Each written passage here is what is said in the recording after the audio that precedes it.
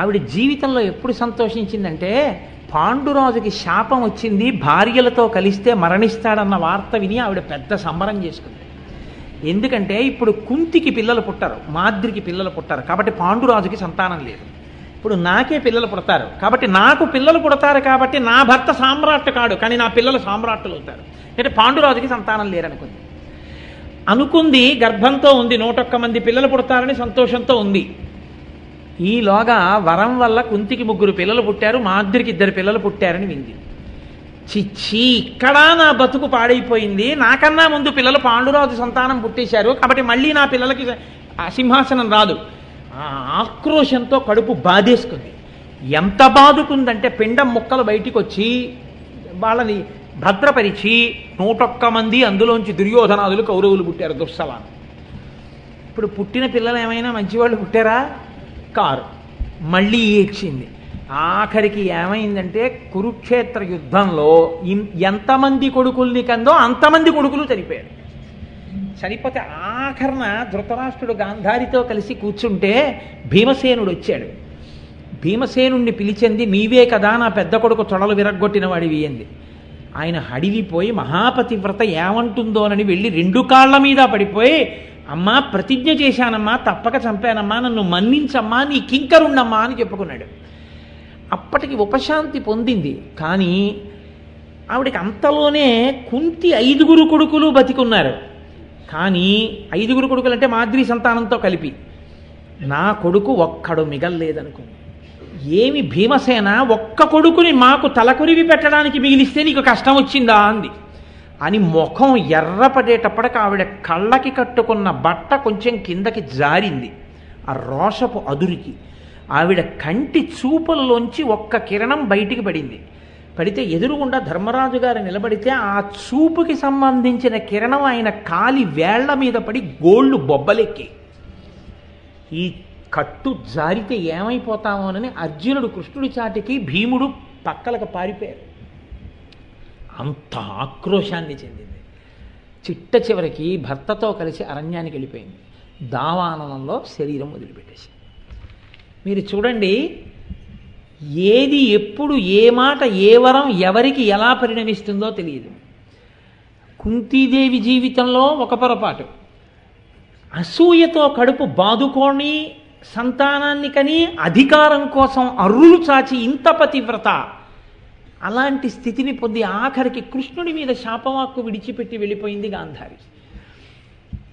ఇన్ని కష్టాలు పడినా ఒకే ఒక్కసారి అంతటి పతివ్రత జోలికి వెళ్ళి ఆవిడ వలువలు ఊడ్చినందుకు మహాభారత సంగ్రామమే జరగవలసి వచ్చింది. ఇప్పుడు మీరు ఆలోచించండి, ఈ 3 కురుక్షేత్ర సంగ్రామానికి చాలా ప్రధాన బాధ్యత వహించారా లేదా? అంటే ఆడదాని శక్తి విస్ఫోటనం అన్నది ఎలా ఉంటుందో, ఎంత మర్యాదగా ప్రవర్తించవలసి ఉంటుందో, ఎంత జాగ్రత్తగా సమాజంలో మనం జీవించవలసి ఉంటుందో, ఒక్కొక్క తప్పు ఎంత దూరం వెడుతుందో, వంశాల్ని ఎలా కాల్చేస్తుందో మనకి మహాభారతం చూపిస్తుంది. ఇప్పుడు చెప్పండి, ధర్మరాజు ద్రౌపదీదేవి విషయం దగ్గరికి వచ్చేటప్పటికి మాత్రం అంత హడిలిపోయి, ఎలా ఉంటావు నువ్వు ఏడాది పాటని, అసలు నోట మాట రాక ఈ పద్యం చెప్తే అందులో ఏమైనా ఆశ్చర్యం ఉందా? ఇంకా నేను ఎదరమా అమ్మాయి పెళ్ళి వచ్చేస్తోందని గబగబా చెప్పేద్దామని ప్రయత్నం చేసుకుంటూ వస్తున్నాను. ఏ రోజుకి ఆ రోజు రే నువ్వు ఇంకా ఇక్కడే ఉన్నావు, ఎప్పటికవుతుందిరా అని భయపడుతున్నాను అన్నది వేరు మాట అనుకో. కానీ అసలు నిజంగా మీరు ధర్మరాజు యొక్క ఆంతరమైన స్థితిని బాగా బేరీజు వేసి ఆ పరిస్థితిలో చూస్తే 5 ద్రౌపది కలిసి విరాటపురంలో అజ్ఞాతవాసంలోకి వెళ్ళడము అంటే అదేదో పేరంటానికి వెళ్ళి వచ్చేసినట్టు కాదు. మనకి కథ తెలుసు కాబట్టి చాలా తేలిగ్గా చెప్పేస్తాం, ఏముందండి సైరంధ్రిగా వెళ్ళిపోయిందని. సైరంధ్రిగా వెళ్ళిపోవడం అంటే మాటలు కాదండి. సైరంధ్రిగా వెళ్ళడం అంటే మాసిన చీర కట్టుకుని కుడి చేతి పక్కకి కొప్పు వేసుకోవాలి. ఆమె శరీరంలోంచి తామర పూల వాసనలు వస్తుంటాయి ద్రౌపదీదేవి. అటువంటి పద్మినీజాతి స్త్రీ ఆవిడ. ఎలదీవగప్పిన ఎల విపరాగంబు క్రియమేన మీదిని రీణువప్ప అంటారు తిక్కనగారి విరాటపురంలో చోట. అటువంటి తల్లి అంత కష్టానికి సిద్ధపడుతోంది. ఆవిడంది ధర్మరాజును ఉద్దేశించి, మీకు చెప్పానుగా చారిత్రాత్మక పాత్రలో మాట్లాడుకుంటే వాళ్ళు మాట్లాడుకుంటుంటే వినాలి. ఆవిడంది, సైరంధ్రీవేషంబున చేరుదు అంతఃపురము చెంతకు నన్నా భూరమణి దేవి ఎంతయు గారవమున పిలువనంపగా వినయమునన్ అంది. ఎంత గొప్పగా మాట్లాడిందో చూడండి. ఇప్పటి వరకు వాళ్ళు అన్నారు మేము విరాట్ రాజు దగ్గరికి వెళ్ళి కొలువు అడుగుతామన్నారు. ఆవిడంది, సైరంధ్రీవేషంబున చేరుదు అంతఃపురము చెంతకు నన్నా భూరమణు దేవి ఎంతయు గారవమున పిలువనంపగా వినయమునన్. నేను అంతఃపురం చెంతకి వెడతాను, అంతఃపురంలోకి వెళ్ళి నాకు ఈ ఉద్యోగం ఏమని అడగను. నేను అంతఃపురం చెంతకు వెడితే అంతఃపురంలో ఉన్న వాళ్ళు నన్ను పిలిచే స్థితి అదే వస్తుంది. ఎలా వస్తుందో తెలుసా?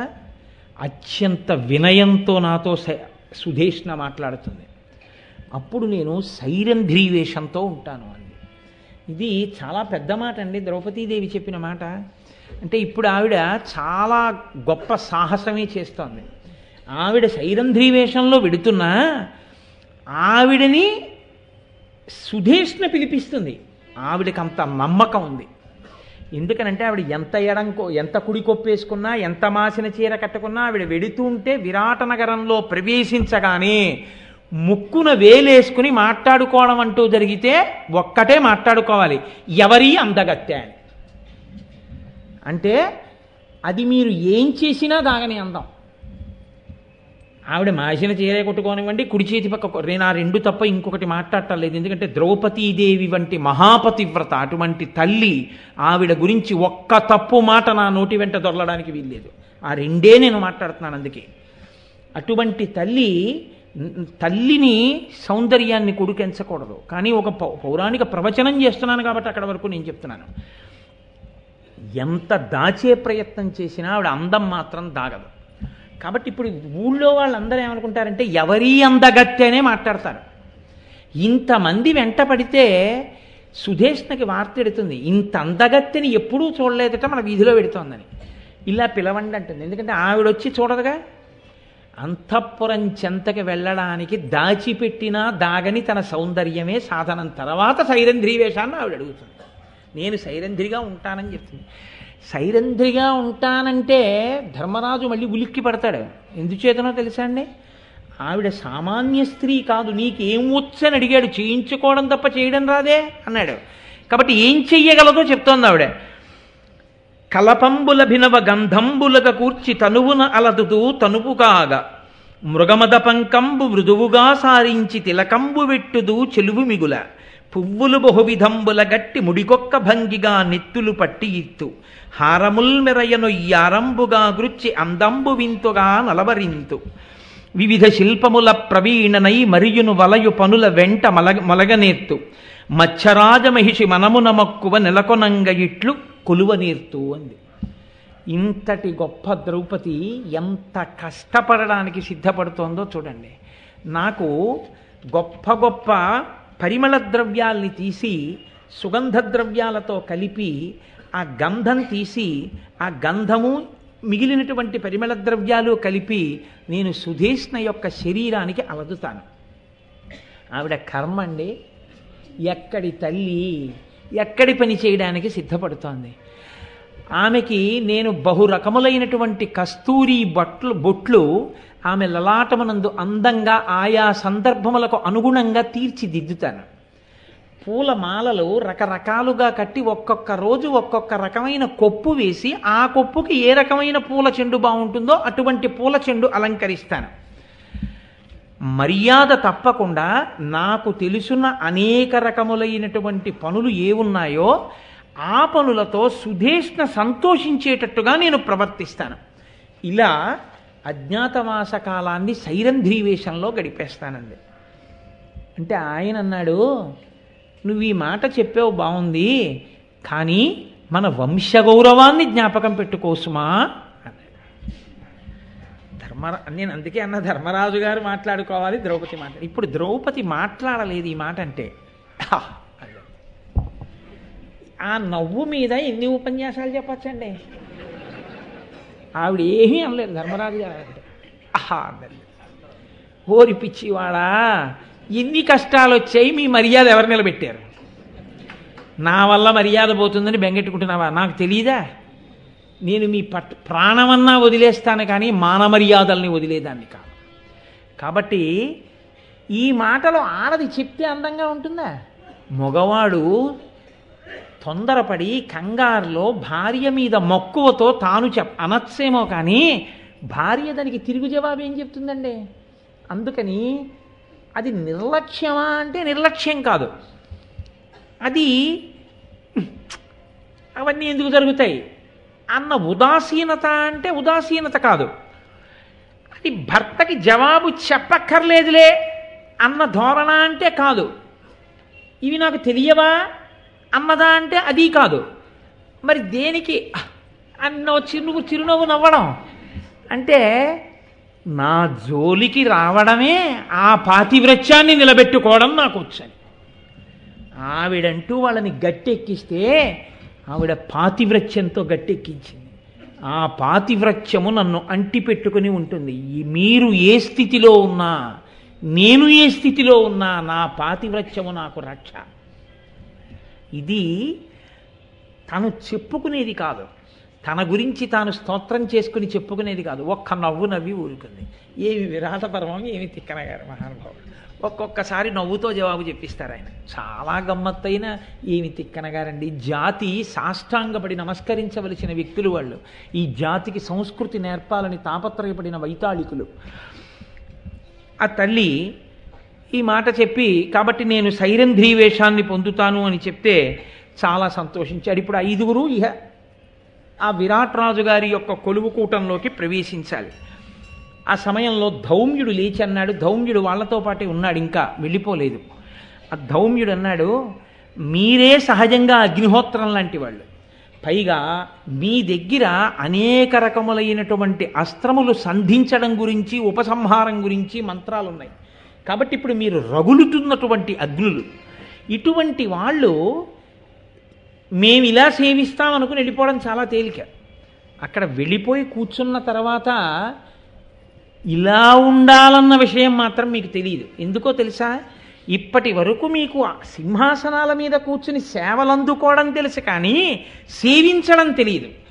సేవించడం తెలియాలంటే సేవించేటప్పుడు వచ్చేటటువంటి వైక్లభ్యములు ప్రభువు యొక్క ఆగ్రహాన్ని ఎలా తీసుకొస్తాయో తెలిసి ఉండాలి.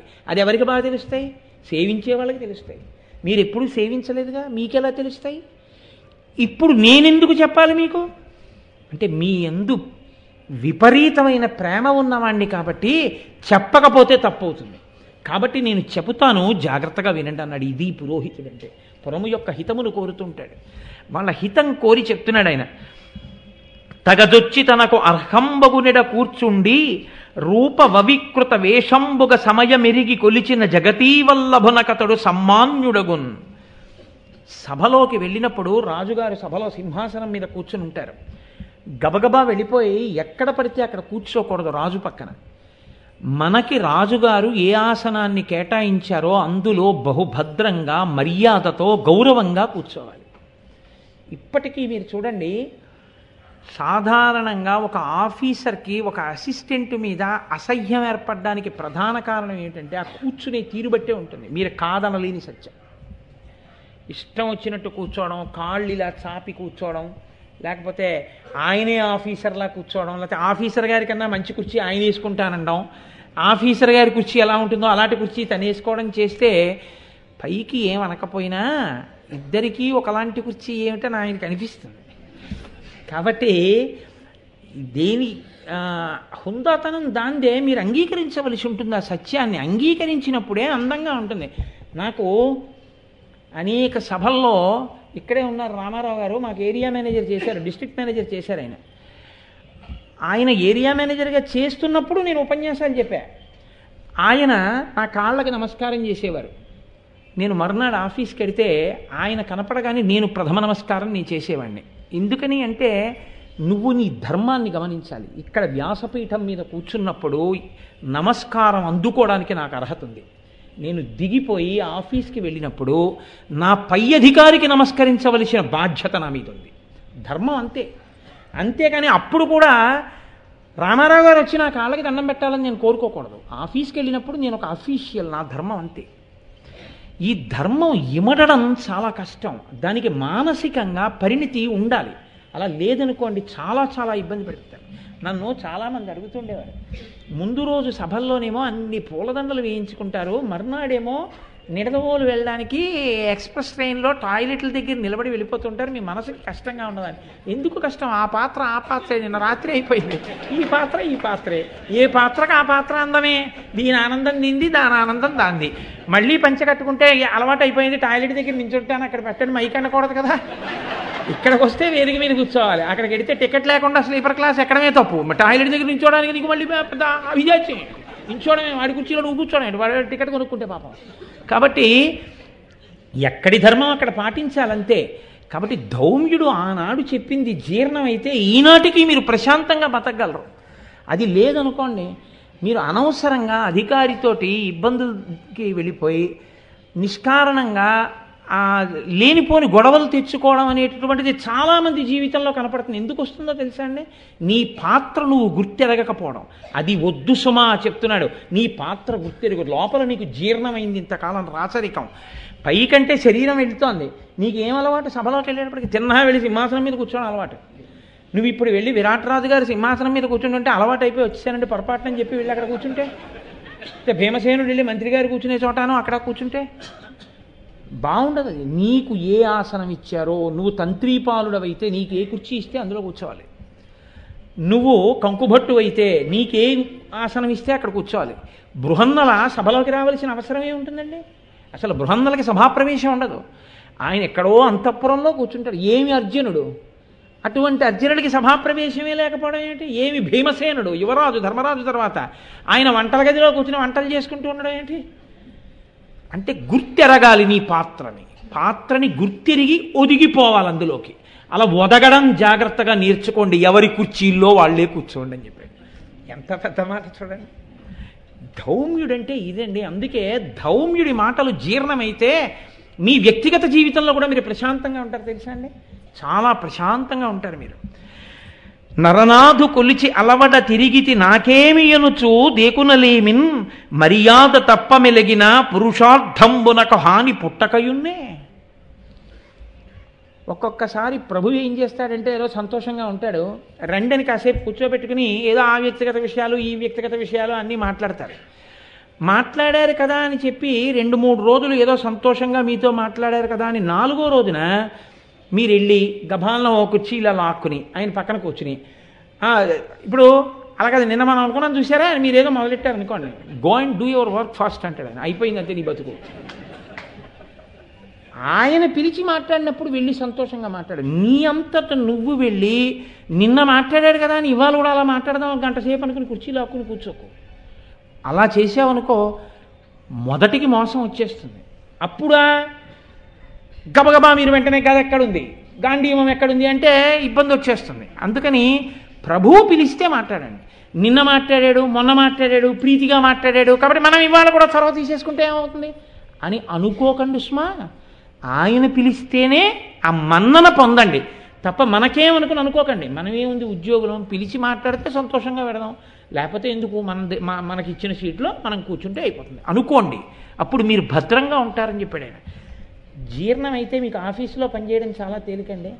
నాకు అనిపిస్తుంది మహాభారతం బిజినెస్ మేనేజ్మెంట్ చదువుకునే వాళ్ళకి సిలబస్గా అవి ఇచ్చు. ధౌమ్యుడు చెప్పిన మాటలన్నీ కాదని మీరు చెప్పండి, నేను చెప్తాను. నేను ఒకసారి హైదరాబాద్లో నాతో గోపాలకృష్ణ గారు వచ్చారు. శ్రీరామాయణంలో అడ్మినిస్ట్రేటివ్ పర్స్పెక్టివ్ ఎలా ఉంటుందో ఉపన్యాసాలు చెప్తే, పర్సనల్ మేనేజ్మెంట్ అడ్మినిస్ట్రేషన్ గురించి ప్రత్యేకంగా సెమినార్స్ కండక్ట్ చేసేటటువంటి ఒక MBA చదువుకున్న ఒక పిల్ల నా దగ్గరికి వచ్చింది. ఆర్గనైజ్ చేస్తున్న ఆయన కూతురే, మా గోపాలకృష్ణ గారే సాక్ష్యం, నేను అబద్ధం చెప్పాను అనుకుంటే. ఇన్నాళ్ళు నేను మేనేజ్మెంట్ సైన్సెస్లో ఉన్నవి గొప్ప అనుకునేదాన్ని గురువుగారు, అసలు రామాయణంలో చెప్పినన్ని మేనేజ్మెంట్ సైన్సెస్లో లేవండి అంత అమ్మాయి. నేను ఇక నుంచి సెమినార్స్ కండక్ట్ చేస్తే రామాయణంలో ఉన్న కోట్ చేసి చెప్తానని చెప్పింది. అవుట్డేటెడ్ అని మీరు అనుకోకండి, రామాయణ భారతాలు ఎప్పటివో అని మీరు అనుకోకండి. ఎప్పటివో అనడం తప్పు, మీకు ఎప్పటికీ పనికొస్తాయి కాబట్టి ఇచ్చారు మీకు. కాబట్టి ఈ మాట చెప్పి ఆయన అన్నాడు, పుత్రులు, పౌత్రులు, భ్రాతలు, మిత్రులు అనరు రాజుల అజ్ఞ మిగిలిన చోటన్ శత్రులక దమయలుకకు పాత్రము చేయుదురు నిజశుభస్థితి పొంటెన్. రాజులకి స్నేహితులని కాని, తల్లిదండ్రులని కాని, అన్నదమ్ములని కాని, అక్క చెల్లెళ్ళని కాని, భృత్యులని కాని, సేవకులని కాని ఎవ్వరూ ఉండరు. వాళ్ళకంటూ ఉండేది ఏమిటో తెలుసా? తమ ఆజ్ఞ పాటించేవాళ్ళంతే. తమ ఆజ్ఞ పాటించట్లేదు, ఇప్పుడు చనువు తీసేసుకుంటున్నాడని అనిపిస్తే వాళ్ళు వేసే శిక్ష ఏమిటో తెలుసా? ఇక ఆ వ్యక్తిని బతకనివ్వరు, కుత్తుక కత్తిరిస్తారు. కాబట్టి రాజుతో తొందరపడి ఎక్కువ చొరవగా ఉండడం అత్యంత ప్రమాదకరం. కాబట్టి వెళ్ళవద్దని చెప్పాడు. నేను ఎన్ని పద్యాలు చెప్తానని కొన్ని తీసేశాను కానండి, అవ్వట్లేదు. ఏమిట్రా 4 రోజులు అయిపోయింది, అసలు ఇప్పటికీ విరాటరాజు గారి కొలువులోకి వెళ్ళట్లేదు, పెళ్ళి వచ్చేస్తోంది, ఏముంది విరాటపురం చెప్పేస్తానులే అనుకున్నానని భయపడి కొన్ని వదిలేస్తున్నాను. కానీ ఎంత దూరం చెప్పాడో తెలుసా అండి? నీకు ఇవ్వని పని, ఇతరులకు ఇచ్చిన పని నే చెయ్యగలనని రాజుగారిని అడిగి తీసుకుంటే, సరే చెయ్యమంటే నువ్వు బాగా చేస్తే రాజుగారు అదే పనిగా పిలిచి వీడు ఏదైనా చేయగలడని ఇవ్వడం మొదలు పెడితే, చేసినన్నాళ్ళు చేయించుకుని ఒకనాడు నువ్వు ఒకటి సరిగా చేయలేకపోతే నీ జీతంలో రికవరీ పెడతాడని చెప్పాడు. ఇన్నాళ్ళు చేశాడు, ఇదొక్కటే చేయలేకపోయాడని ఊరుకుంటాడు అనుకుంటున్నావా? ఖచ్చితంగా ఛార్జ్షీట్ దాని మీదే ఇస్తాడు నీకు.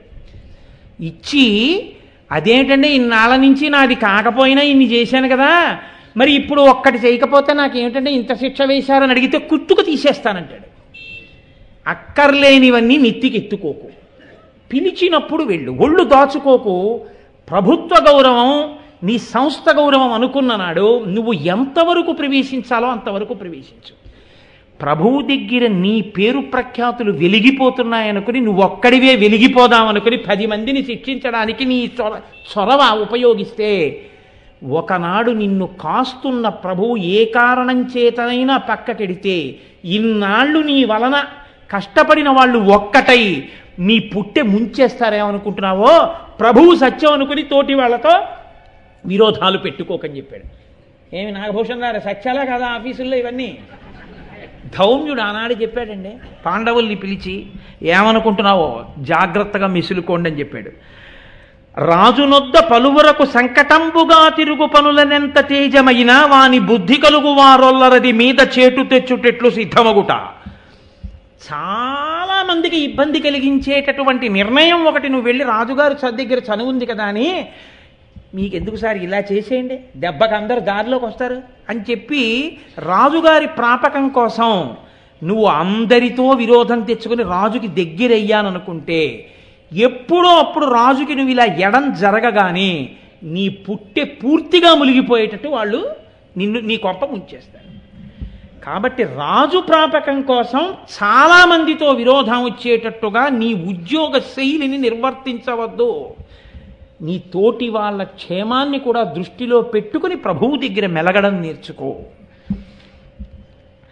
ధరణిపు చక్కగట్టెదురు దక్కి పిరుందనగాని ఎట్లుగా నిరుగెలనం దగం గొలిచి ఏమనునో ఎటు చూచునొక్కో ఎవ్వరి దశ ఎప్పుడేతలపు వచ్చునో ఈతని కంచు చూట్కి సుస్థిరముగ తన్ముఖంబునన చేర్చుచు నుండుట నీతి కొల్వునను. నేను బాగుండదు వేదిక మీద చెప్తే కానీ తన్నుకొచ్చేస్తున్నాయి, నాకు ఆపలేకపోతున్నాను. నిజంగానే నేను నా సర్వీస్లో ఒక విషయం చూశాను. ఒక ఆయన అన్నాడు, ఒక అధికారి ఇంకొకరిని ఒకసారి, నేను ఈ ఆఫీసులో జాయిన్ అయినప్పుడు చూశాను మిమ్మల్ని, మళ్ళీ రిటైర్ అయిపోతున్నప్పుడు చూశాను. అంటే బహుశా ఆఫీసర్ దగ్గరికి ఫైల్ పట్టుకుని వెళ్ళవలసిన అవసరమే లేకుండా మీ సర్వీస్ గడిచిపోయిందంటే అంత బాగా పనిచేశారన్నమాట అన్నాడు. ఏమవుతుందో తెలుసా అండి, ఎప్పుడూ ప్రభువుకి చాటుమొహం వేయకూడదు. అంటే ఎప్పుడూ ప్రభువుకి వెనక నిలబడి మనం ఎందుకు లేండి లోపలికి వెళ్దాం, ఆయన ఎవరినో పంపిద్దామని చెప్పి ఎప్పుడూ అధికారి దగ్గరికి వెళ్లకుండానూ ఉండకు. అదే పనిగా అధికారి దగ్గరికి వెళ్ళే ప్రయత్నము చేయకు. అధికారికి ఎదురుగుండా ఎక్కువ నిలబడకు, అధికారికి పక్కకి నిలబడు. మీరు చూడండి, అందుకే పూర్వము సభామంటపాలు ఎలా ఉండేవంటే ప్రభు ఇలా కూర్చుంటే ఇలా ఉండేవి తప్ప ఇలా ఎదురుగుండా కూర్చునేవారు కాదు. ఇలా ఎదురుగుండా సభలు ఉండడం ఆనాడు లేదు, ఇలా కూర్చునేవారు పక్కలకి. అందుకని ముందుకి కూర్చోకు, వెనక్కి కూర్చోకు, పక్కలకి నిలబడు. ప్రభు ఎవరితోన్నా మాట్లాడినప్పుడు ప్రభు చూపు ఎలా ఉంటుందో లెక్క కడుతూ ఉండు. ఎవరిని చూసినప్పుడు ఎలాగ కళ్ళు పెడతాడో ఎలా చూస్తాడో బాగా లెక్క కట్టు. ఎందుకో తెలుసా? మనసులోని నిశ్చితాభిప్రాయం దృష్టుల చేత తెలుస్తుంది. ఎవరితో మాట్లాడుతున్నప్పుడు, ఎవరు ఏది మాట్లాడుతున్నప్పుడు ఎలా కళ్ళు పెడతాడో చూసి నువ్వు అలా ఆయన కళ్ళు పెట్టకుండా ఉండేటట్టు ఆయనతో మాట్లాడడం నేర్చుకో. తప్ప ఆయనని గమనించకుండా నువ్వు ఇతర విషయాలన్నీ గమనిస్తే ఆయన దృష్టి ఏది మాట్లాడితే కోపం వస్తుందో దానికి నువ్వు కూడా మాట్లాడి బలవుతావు. అంటే ప్రసన్నుడిగా రాజుని ఉంచడం నేర్చుకో. లేకపోతే నీకు ఎన్ని విభూతులున్నా ప్రభువాగ్రహానికి గురైపోతే మాత్రం ఇబ్బంది పడిపోతావు. జాగ్రత్తగా ఈ విషయాన్ని తెలుసుకుని ఉండు. నగలు లోపలి మాటలు తగునే విలి నుగ్గడింపదన ఏర్పడ నుండు గడం బుట్టిన పతి విననగు పని చెప్పెడిదిగాక యాతని తోడన్. బాగా జ్ఞాపకం పెట్టుకో, ప్రభు యొక్క ఇంటి విషయాలు తెలుసుకునే ప్రయత్నం ఎన్నడూ చేయవద్దు. అంతఃపుర విషయాలు ఎప్పుడూ తెలుసుకోవద్దు. ఒకవేళ నీ ప్రయత్నం లేకుండా నీకు తెలిస్తే ఎట్టి పరిస్థితుల్లో ఆ విషయాలు ఎవరి దగ్గర మాట్లాడవద్దు. ఎందుకో తెలుసా? వాటికి ఎక్కువ ప్రాధాన్యత ఉంటుంది. ఎలా తెలిసింది ఈ విషయం అని ప్రభు ఎప్పుడో అప్పుడు ఆరా తీస్తాడు. ఫలానా వాడిదల్లా తెలిసిందని తెలుస్తుంది. అప్పుడు ఆయన ఏం చేస్తాడంటే, నా అంతఃపుర విషయాలు వీడు ప్రచారం చేస్తున్నాడు కాబట్టి వీడిని ఎలా మట్టు పెట్టాలన్న దానికి ప్రణాళిక వేసి నిన్ను ఉచ్చులో బిగిస్తాడు. కాబట్టి అంతఃపుర విషయాన్ని ఎప్పుడూ మాట్లాడకు. అంతిపురము చుట్టరికంబెంతయు కీడు అంతకంటే నెగ్గు తదీయోపాంతచర కుబ్జ వామన కాంతాదులతోడి పొందు కలిమి భటునకు. ఒక ఉద్యోగం చేసుకునేవాడికి ఉండవలసిన మొదటి లక్షణం తెలుసుకో ధర్మరాజా, పాండవులారా. రాజుగారు నివసించేటటువంటి అంతఃపురంలో పనిచేసేటటువంటి వాళ్ళు ఉంటారు. రాణుల దగ్గర పనిచేసేటటువంటి సేవకులు, కుబ్జలు, పొట్టివాళ్ళు, పేడివాళ్ళు, ఇలాంటి వాళ్ళు. వాళ్ళతో స్నేహము ఎప్పుడూ కలుపుకోవద్దు. చాలా ప్రమాదం. ఎందుకో తెలుసా? ప్రభువుకి ఏకాంతమునందు నివేదింపబడవలసినటువంటి విషయాలు గబుక్కుని ఒక మాట మాట్లాడే అవకాశాలు ఆంతరంగిక పరివారానికి ఎప్పుడూ ఉంటాయి. రాణివాసంలో ఉన్నవాడితో చెలిమి చేశారండి. రాణివాసంలో వాడు ఏదో అడిగాడు, మీరేదో చనువుగా గబుక్కుని కాదన్నారు. వాడి మనసు మండింది. వాడి పైన పడకుండా రాణిగారికి ఎక్కిస్తాడు. ఏమంటే వాడు ఎంత పని చేస్తున్నాడో తెలుసా? ప్రభువుకి అమర్యాద తెస్తున్నాడని. ఆవిడ ఎప్పుడు చెప్తుందో తెలుసా ఈ విషయం? ఎప్పుడు చెప్పాలో అప్పుడు చెప్తుంది, ఏకాంతంగా ఉన్నప్పుడు. ప్రభువు నాకు వీళ్ళు చెప్పారని ఏం చెప్పడం, నీ మీద వాడు ఇలా చెప్పాడన్న విషయం నీకు తెలియదు, నువ్వు పాడైపోతావు. ఇది యథార్థంగా నాకు ఒక ఆయన చెప్పాడు ఒకసారి. కొత్తగా నేను ఉద్యోగంలో జాయిన్ అయినప్పుడు కోటేశ్వరరావు ఆయన అంటే మా డిపార్ట్మెంట్ కాడు, ఒక ఇంజనీర్, హైదరాబాద్లో ఉన్నారు. అప్పుడప్పుడు వస్తుంటారు మన దగ్గరికి ఉపన్యాసాలకి. ఆయన నా ఈ ఉపన్యాసాన్ని ఆయన ఏ కారణం చేతనైనా వింటే గుర్తుపడతారు. ఓహో, కోటేశ్వరరావు నేను చెప్పిన విషయం చెప్పారు సభలోనే. పేరు చెప్పడం మర్యాద కాదు కాబట్టి చెప్పట్లేదు. ఆయన ఉద్యోగంలో జాయిన్ అయిన కొత్తలో ఒక ఇద్దరితో స్నేహం చేశారు. ప్రతిరోజు అధికారి పిలిచి తిట్టేవాడు. ప్రతిరోజు కన్నుల నీళ్ల పర్యంతం అయిపోయి ఉద్యోగం వదిలేద్దామంటే కుటుంబం దరిద్రంలో ఉంది, ఈయన్ని నమ్ముకున్నారు. వదలకుండా ఉందామంటే ఉద్యోగం చేయలేకపోయాడు. వాళ్ళు ప్రతిరోజు వచ్చి అధికారి మీద ఇతను ఏదో ఒకటి మాట్లాడేటట్టుగా కదిపేవారు. ఆక్రోశంతో ఈయన మాట్లాడేవాడు. మర్నాడు ఆయన మళ్ళీ తిట్టేవాడు. ఈయనకి కొన్నాళ్ళకు అనుమానం వచ్చింది, అసలు ప్రతిరోజు నా మీద ఎందుకు కక్ష పెట్టుకుంటున్నాడు? పని చేస్తున్నాను కదా, ఎలా తెలుస్తోంది నేను బాధపడుతున్నానని? ఆయన అన్న మాటకు బాధపడి నేను ఇలా అంటున్నానని అక్కడికి ఎలా తెలుస్తోంది? ఇద్దరితో మాట్లాడుతున్నానని ఆయన ఇద్దరితో మాట్లాడడం మానేశాడు. ఆ అధికారి ఆయన్ని తిట్టడం మానేశాడు. ఒక్కొక్కసారి ఎలా ఉంటుందో తెలుసా అండి, మీకు ప్రమాదం అలా వస్తోందని మీకు తెలియదు కాబట్టి అలా ప్రమాదం రావడానికి అవకాశం కల్పించగలిగిన నైపుణ్యం కొన్ని స్థితులలో ఉన్న వాళ్ళకు ఉంటుంది. కాబట్టి వాళ్ళు ఎందుకు మీ మీద నొచ్చుకుంటారో మీకు గుర్తిరిగే అవకాశం కూడా ఉండదు. కాబట్టి అటువంటి వాళ్ళతో సాన్నిహిత్యము అసలు పెట్టుకోకండి అని చెప్పాడు. అది ఉపద్రవం ఎట్నుంచో వస్తే మీరు కనిపెట్టలేరు. కాబట్టి వెళ్ళకండి వాళ్ళ జోలికి. ఎంత గొప్ప మాటలండి ధౌమ్యుడివి, ఎంత దూరం ఆలోచించి చెప్పాడండి నిజంగా. కాబట్టి ఆయన ఈ మాట చెప్పి, జనపతి ఎవ్వరినైనను మనుప చెరుపబూని యునికి మది తెలియని రింగిన ఏని తాను వెలిపుచ్చునే మున్నెట్టి పాలసుండును దానిని. ప్రభువు ఎవరినో అనుగ్రహించాలనుకుంటాడు, ప్రభువు ఎవరినో శిక్షించాలనుకుంటాడు. ఈ రెండు జరుగుతున్నప్పుడు నీకు ఎందుకో ఒక కారణం వల్ల తెలిసింది. ఎవరినో శిక్షిద్దాం అనుకుంటున్నాడనో ఎవరికో ఉపకారం చేద్దాం అనుకుంటున్నాడనో నీకు తెలిసింది. నీకు ఎలా ఉత్సాహం ఉంటుందంటే ఇది ముందెళ్ళి బయట చెప్పేస్తే ఆయనకి తెలిసిందండి, ఆయన చెప్పాడు మహానుభావుడు మనకే అని చెప్పేసి నీ పేరు ప్రఖ్యాతి వెలగొందడానికి అవకాశం అనుకుంటావు. కానీ ఆయన వేద్దామనుకున్న శిక్ష వెయ్యడానికి వీలు లేని స్థితి వచ్చిందనుకోండి ప్రభువుకి, ఇది ఎలా బయటికి వెళ్ళిందని అడుగుతాడు. ఎవరి వలన వెళ్ళిందనుకుంటున్నాడో వాడు మట్టు పెట్టబడతాడు. ఈ ప్రమాదం నీ మీదకు వస్తుంది. కాబట్టి అదే పనిగా తెలుసున్న విషయాలు, ప్రభుత్వ రహస్యాల్ని బయట చెప్పే అలవాటు ఎప్పుడూ పెట్టుకోకండి, ఎప్పుడూ చెప్పకండి. ఆయన ఎవరికి ఉపకారం చేస్తున్నాడని మీకు తెలిసినా ఊరుకోండి అంతే. ఆయన శిక్షిద్దాం అనుకున్నాడు, మీరు ఊరుకోండి అంతే. మీ అంత మీరు చెప్పకండి, ప్రమాదం వస్తుంది దానివల్ల మీకు.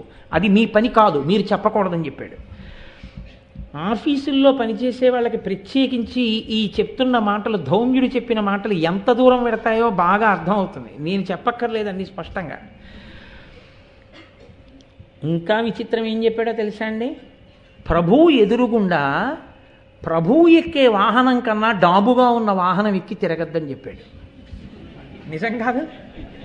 ప్రభువు ఉన్న ఇంటి కన్నా డాబుగా నీ ఇల్లు ఉండేటట్టుగా చూసుకోవద్దని చెప్పాడు. ఆదాయానికి మించిన ఆస్తుల కేసులో ఇరుక్కుపోతావు. కాబట్టి ప్రభువు కన్నా డాబైన ఇంట్లో ఉండద్దు. సభలోకి వెళ్ళేటప్పుడు చూడగానే అసహ్యించుకునేటట్టు ఉండద్దు. నాకన్నా డాబుగా ఉన్నాడే అని ప్రభు అనుకునేటట్టు ఉండద్దు.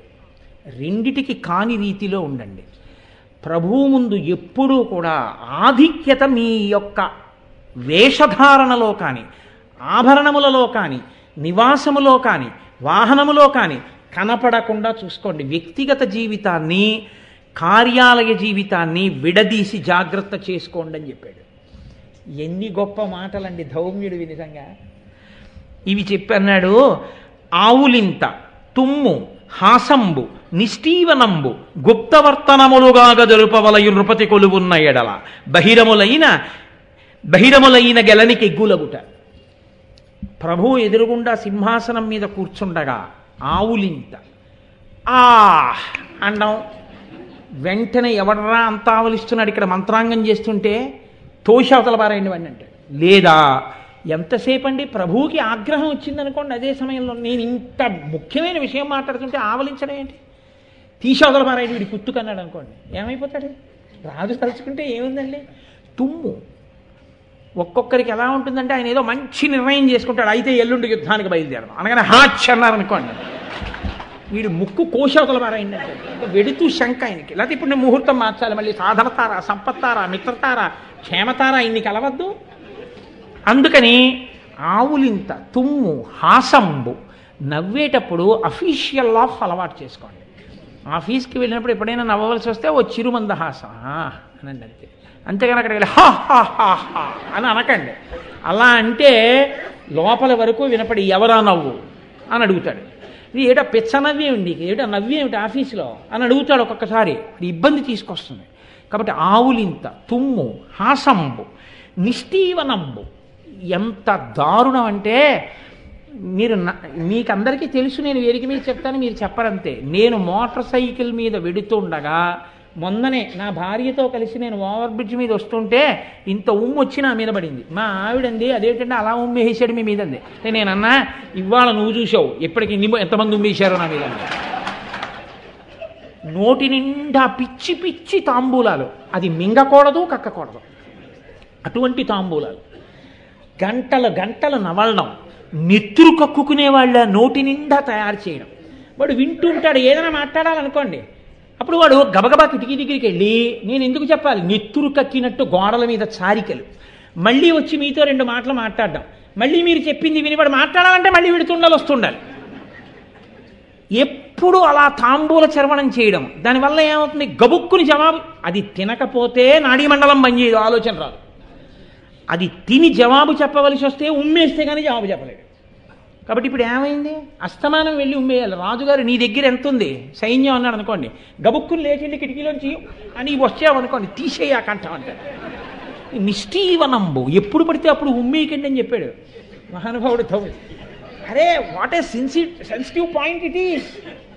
Hats off to Dhaumya. ఏమి చెప్పాడండి మహానుభావుడు. ఆయన నిజంగా పబ్లిక్ అడ్మినిస్ట్రేషన్ ప్రిన్సిపల్స్ అన్ని ఏదో ఇండక్షన్ టు ఎన్ ఎంప్లాయీ అంటారు. ఇండక్షన్ పార్ట్ అంతా ధౌమ్యుడు చెప్పిన మాటల్లో ఉందండి. భారతం అంటే భారతమే. చెప్పిరా భారతం అంటే గోపాలకృష్ణ గారు నేను ఏం చెప్పను, వాళ్ళు వెళ్ళలేదంటే. కాబట్టి ఆవులింత తుమ్ము అండి అదేంటంటే అలా ఉమ్మేసాడు మీ మీదండి. నేనన్నా ఇవాళ నువ్వు చూసావు ఎప్పటికి ఎంతమంది ఉమ్మేశారో నా మీద. నోటి నిండా పిచ్చి పిచ్చి తాంబూలాలు, అది మింగకూడదు కక్కకూడదు, అటువంటి తాంబూలాలు. గంటలు గంటలు నవలడం, నెత్తురు కక్కుకునే వాళ్ళ నోటి నిండా తయారు చేయడం. వాడు వింటుంటాడు, ఏదైనా మాట్లాడాలనుకోండి, అప్పుడు వాడు గబగబా కిటికీ దగ్గరికి వెళ్ళి నేను ఎందుకు చెప్పాలి, నెత్తురు కక్కినట్టు గోడల మీద చారికలు, మళ్ళీ వచ్చి మీతో 2 మాటలు మాట్లాడడం, మళ్ళీ మీరు చెప్పింది విని వాడు మాట్లాడాలంటే మళ్ళీ విడుతుండాలి వస్తుండాలి. ఎప్పుడు అలా తాంబూల చర్వణం చేయడం. దానివల్ల ఏమవుతుంది, గబుక్కుని జవాబు. అది తినకపోతే నాడీమండలం బంద్ చేయదు, ఆలోచన రాదు. అది తిని జవాబు చెప్పవలసి వస్తే ఉమ్మేస్తే కానీ జవాబు చెప్పలేడు. కాబట్టి ఇప్పుడు ఏమైంది, అస్తమానం వెళ్ళి ఉమ్మేయాలి. రాజుగారు నీ దగ్గర ఎంత ఉంది సైన్యం అన్నాడు అనుకోండి, గబుక్కుని లేచిండి కిటికీలోంచి అని వచ్చావనుకోండి తీసేయ కంఠం అంటే. నిష్ఠీవనంబు ఎప్పుడు పడితే అప్పుడు ఉమ్మేయకండి అని చెప్పాడు మహానుభావుడు ధౌమ్య. అరే what a sensitive point it is. Hats off to Dhaumya. ఏమి చెప్పాడండి మహానుభావుడు. ఆయన నిజంగా పబ్లిక్ అడ్మినిస్ట్రేషన్ ప్రిన్సిపల్స్ అన్ని ఏదో ఇండక్షన్ టు ఎన్ ఎంప్లాయీ అంటారు. ఇండక్షన్ పార్ట్ అంతా ధౌమ్యుడు చెప్పిన మాటల్లో ఉందండి. భారతం అంటే భారతమే. చెప్పిరా భారతం అంటే గోపాలకృష్ణ గారు నేను ఏం చెప్పను, వాళ్ళు వెళ్ళలేదంటే. కాబట్టి ఆవులింత తుమ్ము హాసంబు నిష్ఠీవనంబు గుప్తవర్తనములు కాగదరుపవలయు. మరి తుమ్మొస్తే ఎలా ఆపుకుంటామండి అంటావేమో. తుమ్మొస్తే ఇలా పెట్టుకుని తుప్పుకు మని కూడా వినపడకుండా తుప్పుకో. హాసంబు అది నీ చేతిలో ఉన్నదేగా, పెద్ద హా హా హా అంటాం మాని. ప్రభువుగాను అలా నవ్వితే అబ్బా ధర్మరాజు గారు ఎన్ని నవ్వారండి అంటారు. అంతేగాని నువ్వు వెళ్ళి అక్కడ కంకుబట్టుగా కూర్చుని భీముడు వల్లడుగా కూర్చుని వెరి నవ్వులు మొదలెడితే బాగుండదు. అందుకని అలా నవ్వకండి. ఎంత ప్రేమతో చెప్పాడో, ఎంత ఆదరంతో చెప్పాడో. అంటే వినేవాడు కూడా అంత ఆదరంతో విన్నాడు. చెప్పేవాళ్ళు ఇద్దరు ఇవన్నీ ఉమ్మి కూడా మనకి చెప్తున్నాడు రోజు అంటే ఇంకేమిటి. కాబట్టి ఆవులింత తుమ్ము హాసంబు నిష్ఠీవనంబు గుప్తవర్తనములుగా జరుపవలయు. ఎందుకని, నృపతి కొలువున్న ఎడల బహిరములైన గెలని కెగ్గులకుట. ఎదురుగుండా రాజుగారు ఉంటే మాత్రం అటువంటి పనులు చేయకండి అని. అంటే పాండవులు 5 కలిసి ఏమన్నారో తెలుసా అండి ఆయనతోటి, తల్లియు తండ్రియు దైవము ఎల్ల సుహృజ్జనంబు మీరు ఇట్లు కొలిచి వర్తిల్లెడు తెరంగులెంతయు తెల్లము చేసి తిరి బ్రతికితిమి మీ కరుణం అన్నారు. అయ్యా మీరే మా తల్లి, మీరే మా తండ్రి, మీరే మా దైవం, మీరే మా సుహృజ్జనం. లేకపోతే మా గురించి మాకెందుకు చెప్తారు ఇన్ని. కొలిచి వర్తెల్లుడు తెరంగులెల్ల తెలిపితిరి మీ కరుణం. మేము రేపు పొద్దున్న ఉద్యోగం చేస్తే నాన్న ఇలా చెయ్యండి, లేకపోతే ఇబ్బంది పడిపోతారని మా కోసం ఇన్ని మాటలు చెప్పారా స్వామి, మీకు మా నమస్కారం, కృతజ్ఞులం. మీకు ఏమని చెప్పని నమస్కారం కూడా, ఇంత గొప్ప మాటలు చెప్పారన్నారు. ఇప్పుడు పాండవులు 5 కలిసి తమ దగ్గర ఉన్నటువంటి ఆయుధాలని ముందు దాచాలి. ఎందుకో తెలుసా అండి, అదొక పెద్ద సమస్య. అసలు విరాట పర్వం ప్రారంభం అంటే పెద్ద ఇబ్బంది అంతా ఎక్కడో తెలుసా, మనుషుల్ని దాయడం కష్టం, ఆయుధాలని దాయడం కష్టం, అన్నీ కష్టమే. ఇప్పుడు మనుషులు ఏదో పాత్రలు ఎంచుకున్నారు, ఇలా ఇలా ఉందామన్నారు, బాగుంది. ఆయుధాలు అందున అన్నిటినీ మించి ఏమిటో తెలుసా అండి, అర్జునుడి గాంధీవం, అది దాచడం కష్టం. భీముడి గద, భీముడి యొక్క ధనస్సు, పాండవుల యొక్క ధనస్సులు, ఇవన్నీ చాలా చాలా ఏదైనా విడిచిపెడతాడు, కానీ గాంధీవాన్ని మాత్రం విడిచిపెట్టాడు అర్జునుడు. ఎందుకు విడిచిపెట్టడు అంటే ఒక్కటే కారణం, ఆయన మనసులో ప్రతిజ్ఞ చేసుకున్నాడు. అదో విచిత్రం. పోనీ పైకి చెప్పలేదు ఎవరికైనా. ఎవరైనా ఎప్పుడైనా నా గాంధీవాన్ని ఎవరికైనా ఇచ్చేయమనంటే వాళ్ళ తల పగలగొట్టేస్తాను అని మనసులో నిశ్చయం చేసుకున్నాడు. కాబట్టి ఇప్పుడు ఏదైనా అనొచ్చు, కానీ ఏమంటే గాంధీవం పక్కన ఎట్టండి అని ఆయనతో అంటే ఆయన తల పగలగొట్టేస్తాడు. అంటే ఆయనకి ఇప్పుడు గాంధీవం అంటే ఎంత ప్రీతో చూడండి. ఇది ఎంత దూరం వెళ్ళిపోయిందో తెలుసా అండి. ఒకనకొకప్పుడు కర్ణుడు కుంతీదేవికి వరం ఇచ్చాడు, పాండవుల్లో అర్జునుడిని తక్క నలుగురిని దొరికినా వదిలేస్తానన్నాడు. కర్ణుడు సర్వసైన్యాధిపతిగా యుద్ధం చేస్తున్నప్పుడు ధర్మరాజు గారు దొరికాడు. దొరికిన ధర్మరాజు గారిని బాణములతో నొప్పించి నకులుడు, సహదేవుడు, భీముడు, ధర్మరాజు నలుగురు ఓడిపోయారు కర్ణుడి చేతిలో. నొప్పించి వదిలేస్తే ధర్మరాజు పారిపోయి వెనక్కి రావాల్సి వచ్చింది శిబిరానికి. వచ్చి కూర్చుని చాలా బాధపడ్డాడు ఆ రోజున. అంత బాధపడుతున్న సమయంలో ధర్మరాజు గారు చాలా ఖేదపడ్డాట. యుద్ధరంగంలోంచి శిబిరానికి వెళ్ళాటని తెలిసి కృష్ణుడితో కలిసి అర్జునుడు గబగబా వచ్చాడు. వచ్చి శిబిరంలోకి వచ్చి అన్నయ్య ఎలా ఉన్నావు అన్నాడు. అంటే ఆయనకి చాలా కోపం వచ్చింది ధర్మరాజుకి. కోపం వచ్చిందంటే ప్రభువుగా మాట్లాడాడు ఆయన ఆ రోజున. ఆయన అన్నాడు, నేను నిన్ను ఎన్నడూ అడగలేదు కర్ణుడితో యుద్ధం చేసి చంపగలవా అని, నువ్వు చెప్పావు. కర్ణుడిని చంపేస్తానన్నయ్య యుద్ధంలో, నీకేం భయం లేదని చెప్పావు. నా దగ్గర అస్త్రశస్త్రాలు ఉన్నాయని చెప్పావు. నేను హాయిగా పోయి అరణ్యాల్లో తపస్సు చేసుకునేవాడిని, 5 ఊళ్ళు ఇస్తే చాలన్నాను. అక్కర్లేదు కౌరవులందరితో యుద్ధం చేద్దాం, నీకెందుకు కర్ణుడిని నేను నిగ్రహిస్తానని చెప్పిన వాడివి నువ్వు ఒక్కడివే. ఆ మాట మిగిలిన వాళ్ళు అనలేదు. నిన్ను నమ్మి యుద్ధానికి వచ్చాను. నిన్ను నమ్మి యుద్ధానికి వస్తే ఇవాళ కర్ణుడు నా మీద ఇన్ని బాణములు కొట్టి యుద్ధరంగంలోంచి పారిపోయి నేను వచ్చేట్టు చేశాడు. ఈ బతుకొక బతుక, నేను ఉత్తర క్షణం చచ్చిపోవాలి, లేదా అరణ్యములకు వెళ్ళిపోయి తపస్సు చేసుకోవాలి. నీ వల్ల నేను ఇంత మాతపడ్డాను, ఇంత ఖేదపడ్డాను, సిగ్గు లేకుండా ఇంకా నన్ను అలా చూస్తున్నావా నువ్వు? నీ చేతిలో గాంధీవం పట్టుకుని కర్ణుడి మీద యుద్ధం చేసి చంపడం మానేసి ఇలా తిరగడం కన్నా, మమ్మల్ని అవమానాల పాలు చేయడం కన్నా, నువ్వు వెళ్ళి సారథ్యం చేయడానికి రథం మీద కూర్చుని ఆ గాంధీవం తీసి కృష్ణుడికి ఇస్తే కృష్ణుడు రథంలో కూర్చుని యుద్ధం చేసి ఎప్పుడో కర్ణుడిని చంపి అవతల పారేసి ఉండేవాడు. ఆ గాంధీవం నువ్వు పట్టు కూర్చోవడం వల్ల వచ్చింది ఇబ్బంది అంతా అన్నాడు. అనగానే కత్తి తీశాడు. కృష్ణుడు అన్నాడు, ఇక్కడ శత్రువులు లేరే, అన్నయ్యని చూడ్డానికి వచ్చావు, కత్తి ఎందుకు తీస్తున్నావు వరలోంచి అన్నాడు. భయపడ్డాడు కృష్ణుడు. నేను అదే మీతో మనవి చేసింది. పాండవుల మధ్య అప్పుడప్పుడు బద్దలవదని మీరు అనుకోకండి, కృష్ణుడు ఋషులు కాపాడుతుంటారు అని చెప్పాను నేను. ఎందుకు తీస్తున్నావు కత్తి అని అడిగాడు. అప్పుడు చెప్పాడు అర్జునుడు, నేను మనసులో ప్రతిజ్ఞ చేశాను, నా గాంధీవాన్ని ఎవరికైనా ఇచ్చేయని ఎవరైనా అంటే వాళ్ళ తల పగలగొట్టేస్తాను. ఇప్పుడు నేను ధర్మరాజు గారి తల పగలగొట్టకపోతే నా ప్రతిజ్ఞ భంగం చేసిన వాడిని అవుతాను, సుక్షత్రియుణ్ణి కాను, యుద్ధానికి అలా పనికొస్తాను. కాబట్టి ఇప్పుడు నేను ధర్మరాజు తల పగలగొట్టవలసిందే, అందుకే కత్తి తీశానన్నాడు. అంటే మహానుభావుడు కనుక కృష్ణుడు అన్నాడు, ఇదేమి ప్రతిజ్ఞలు, ఇదేం మనసులో ప్రతిజ్ఞలు చేసుకోవడం అయ్యా, నీ మాట చూస్తుంటే నాకు ఆఖ్యానం గుర్తొచ్చింది అన్నాడు. ఒక్కొక్కసారి ఒక్కొక్క దృష్టాంతం చెప్పడంలో ఉందండి ఉపన్యాసం చెప్పడం కన్నా గొప్పతనం. ఒక బ్రాహ్మణుడు ఎక్కడో ఒక వనంలో ఒక ఆసనం మీద కూర్చుని ఉన్నాడు. చాలామంది పౌరుల్ని దొంగలు తరువుకొస్తుంటే ఆ పౌరులందరూ పరిగెత్తుకొచ్చి ఆ బ్రాహ్మణుడు కూర్చున్నటువంటి వనంలో మొక్కల చాటున పొదల చాటున దాక్కున్నారు. దొంగలు వచ్చి బ్రాహ్మణుడిని అడిగారు, ఇటుగా కొంతమంది పౌరులు పరిగెత్తుకొచ్చారు, ఎక్కడున్నారని అడిగారు. వాళ్ళకి కనపడలేదు, వాళ్ళ పొదల చాటున ఉన్నారు, వెళ్ళిపోతారు దొంగలు.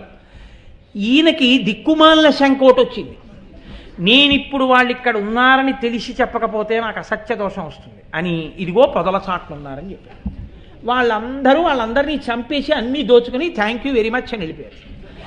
ఈయన చాలా పొంగిపోయాడు, నేను సత్యవాక్యం మాట్లాడాను.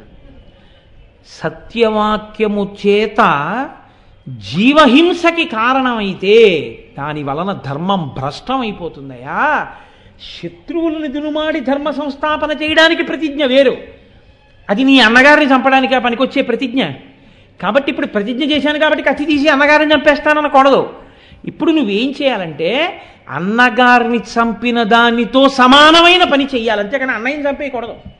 కాబట్టి ఇప్పుడు అన్నయ్యని చంపకు, అన్నయ్యని చంపిన దాంతో సమానం అన్నగారు చేసిన మంచి పనులన్నింటినీ పేరు పెట్టి నువ్వు చేశావు అంటూ మంచి పనులను చెడు పనులుగా వక్రీకరించి ఎత్తి చూపించి మాట్లాడితే అవతల వాడు ఉత్కృష్టమైన వ్యక్తిని తెలిసి కూడా పేరు పెట్టి ఎత్తి చూపించి వక్రీకరించి మాట్లాడిన వాడు అవతల వాడిని చంపేసినట్టే.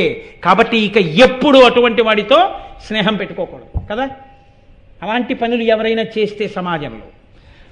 కనుక నీవిప్పుడు ధర్మరాజు గారిని అలా పేరెత్తి ఆయన చేసిన మంచి పనులు చెడు పనులు అని మాట్లాడితే నువ్వు ధర్మరాజుని చంపేసినట్టే అన్నాడు. అంటే ధర్మరాజు గారి చేసిన మంచి పనులన్నింటినీ చెడ్డ పనులుగా చెప్తూ ధర్మరాజుని నిందించాడు అర్జునుడు. కత్తి వరలో పెట్టేశాడు. అయిపోయింది నీ ప్రతిజ్ఞ, ధర్మరాజును చంపేసినట్టే అన్నాడు. అర్జునుడు అన్నాడు, మళ్ళీ కత్తి తీశాడు. అదేమిటి, అయిపోయిందిగా, చంపేసినట్టు అన్నానుగా, మళ్ళీ కత్తి తీస్తున్నావు ఎందుకన్నాడు. ఇటువంటి మహాత్ముణ్ణి నేను పేరెత్తి ఆయన చేసిన మంచి పనులు చెడు పనులని తిట్టినందుకు నా కంఠాన్ని నేను కోసుకోకపోతే నేను బతికి నిరర్థకం, నేను చచ్చిపోదామని కత్తి తీశాను, పొడి చేసుకుంటానన్నాడు. మళ్ళీ ఇప్పుడు ఇదోట, ఇప్పుడు మళ్ళీ నువ్వు చచ్చిపోతే కురుక్షేత్రం ఎలాగా, నువ్వు చచ్చిపోవడం కాదు, నువ్వు చచ్చిపోయినంత పని ఏమిటంటే నిన్ను నువ్వు పొగిడేసుకో అంటే. అప్పుడు కర్ణపర్వంలో జరిగిందండి ఇది. అంటే అర్జునుడు తనని తాను పొగుడుకున్నాడు. అయిపోయిందా, ఆయన్ని చంపేశావు, నువ్వు చచ్చిపోయావు, చాలు రా యుద్ధానికి అంటే. అప్పుడు యుద్ధానికి బయలుదేరాడు. ఎక్కడికక్కడ మహానుభావుడు ధర్మసూక్ష్మం చెప్పి కృష్ణ భగవానుడు అక్కడ నిలబడ్డాడు కాబట్టి నడిచిందండి కురుక్షేత్రం. లేకపోతే ఎన్ని ఉపద్రవాలు వచ్చాయి, ఒకటా రెండా? నేను ఇందాక మీతో ప్రస్తావన చేశానే, ద్రౌపదీదేవి అంటే ఇన్ని కష్టాలు పడి చిట్ట చివరికి 5 కొడుకుల్ని కన్న తల్లికి ఏం మిగిలిందంటే, తీరా సింహాసనం మీద ధర్మరాజు కూర్చోకముందే 5 కుత్తుకలు కోసేశాడు అశ్వత్థామ. నిస్సంతు, ఆవిడికి పిల్లలే లేరు, ఆ స్థితి వచ్చింది. అంతటి భీమసేనుడు ఆ అశ్వత్థామని తీసుకొచ్చి ఎదురుగుండా పెట్టి, వీణ్ణి నా పిడికిటి పోటులంచెరము భిన్నము చేసేద చూడుడిందరు, వీడి తల బదలగొట్టేస్తానన్నాడు. అందరూ చంపేస్తానంటే ద్రౌపదీదేవి అంటే ద్రౌపదీదేవే. భారతంలో పోతనగారి మాటల్లో ద్రౌపదీదేవి అంటుంది, అక్కట పుత్రశోక జనితాకుల భార విషణ్ణ చిత్తనై పొక్కుచునున్న భంగి ననుబోర కిరీటి నిబద్ధు చేసి నేడిక్కడకి ఇచ్చి తెచ్చుట సహింపనిదై భవదీయమాత నేడెక్కడ ఎట్టి శోకమున ఎక్రియ ఎచ్చుచు పొక్కుచున్నదో అంటుంది. నా కొడుకులు పోయారని నేను ఏడుస్తున్నట్టే ద్రోణాచార్యుడి భార్య ద్రోణుడు చనిపోయాడు, అశ్వత్థామని కట్టి తెచ్చేశారు, చంపేస్తారని ఎంత ఏడుస్తోందో. గురుపుత్రుడు గురువు ఒక్కలాంటి వాళ్ళు కాబట్టి వదిలిపెట్టేయమంది ఆవిడ. అంతటి మహాతల్లి ద్రౌపదీదేవి అంటే. కాబట్టి కృష్ణుడు ఎక్కడికక్కడ నిలబడ్డ